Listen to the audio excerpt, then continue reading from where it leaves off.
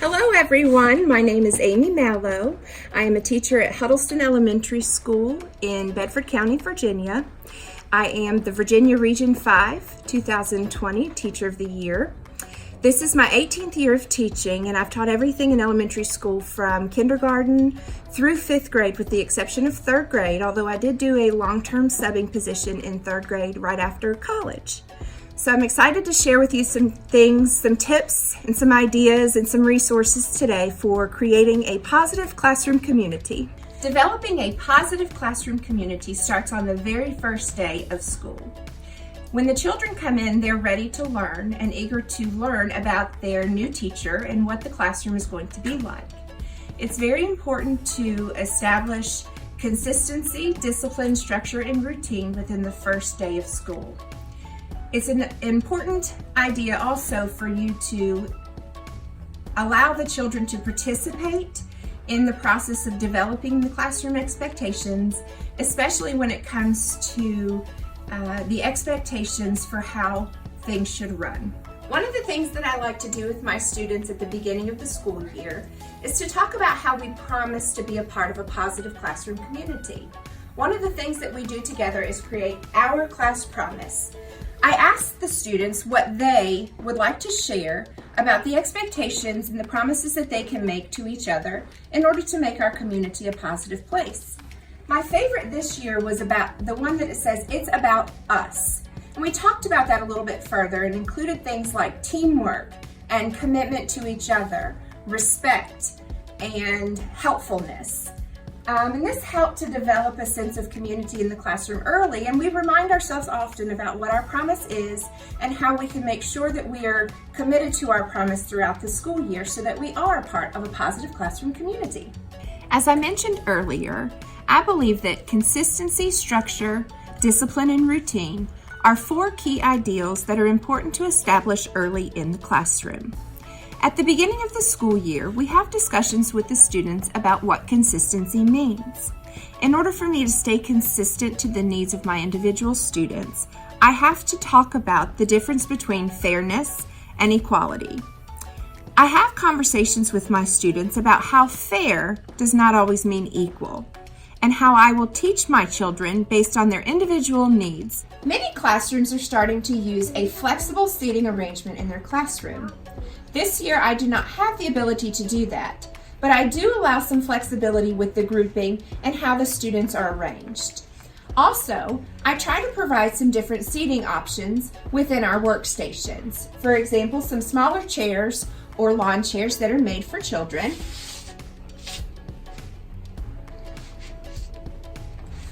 Or in our writing station, we have crates that we have added cushions to. So the kids have someplace comfortable to come, sit, and write. Usually they'll just grab a clipboard and they'll put their writing on their clipboard and then they can write comfortably in the writing station. Developing a positive classroom community means that you have to have an opportunity for the students to come together as a community.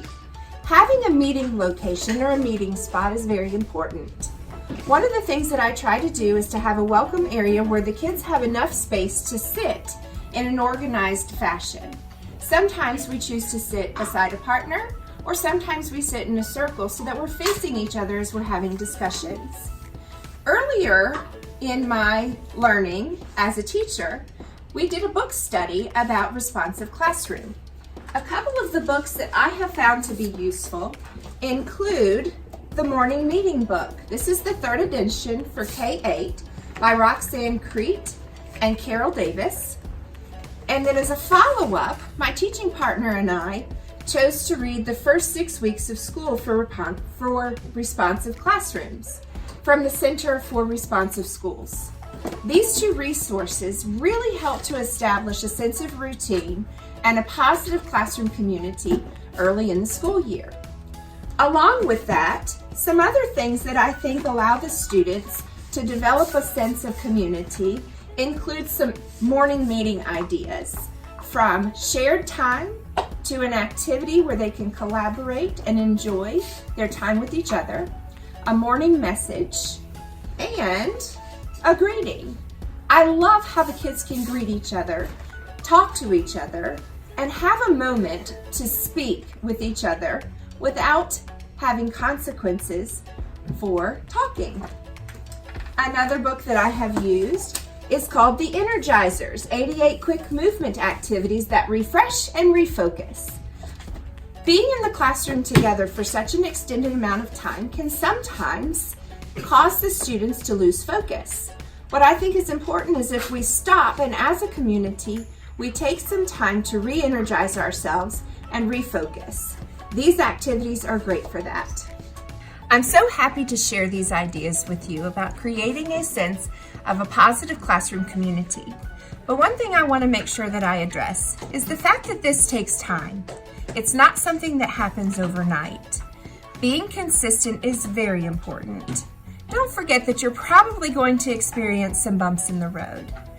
One of my favorite teachers from Lynchburg College used to say that the best teachers are able to monitor and adjust. Monitor and adjust. You have to be willing to monitor and adjust. Karen Ratliff, she was so right. As a teacher, you're going to come across some times when things you feel you have worked really hard on just don't work. Remember that common sense things that you may think students should already know might need some extra practice. My dad always said that common sense does not mean common practice. So don't be afraid to revisit these ideas. Don't be afraid to revisit your class promise. Do some refreshers and reminders with your students so that they feel confident and comfortable in the classroom community. And importantly, celebrate growth. Recognize students when they are reaching a milestone within their learning or within their behaviors. And remember to include other students in this recognition. Student-to-student praise does a lot for our students. Thank you so much for your time. I hope you enjoyed this video.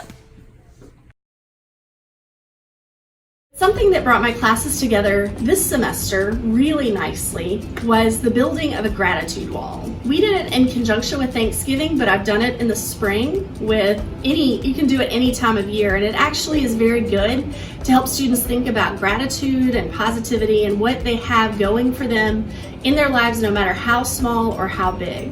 So what I did is you can use your resources of Lowe's and Home Depot and Walmart to get paint chips. They're free. You can get paint chips, and for each paint chip, students were challenged to write as many paint chips as they can of items that they're thankful for. Again, nothing is too small. We have the central nervous system up here, which is not a small thing at all, but we also have our pets and our family and our friends as well. And each day when they came in, they wrote more and more paint chips, and we built the wall. We put the paint chips up on the wall, and this year they went all the way to the ceiling.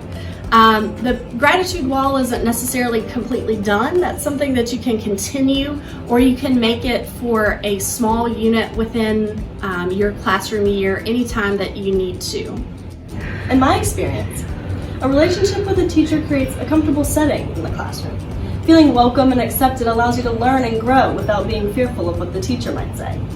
This relationship not only improves the atmosphere of the classroom, but also strengthens the connection between the student and the teacher, which I think enhances learning opportunities for all students.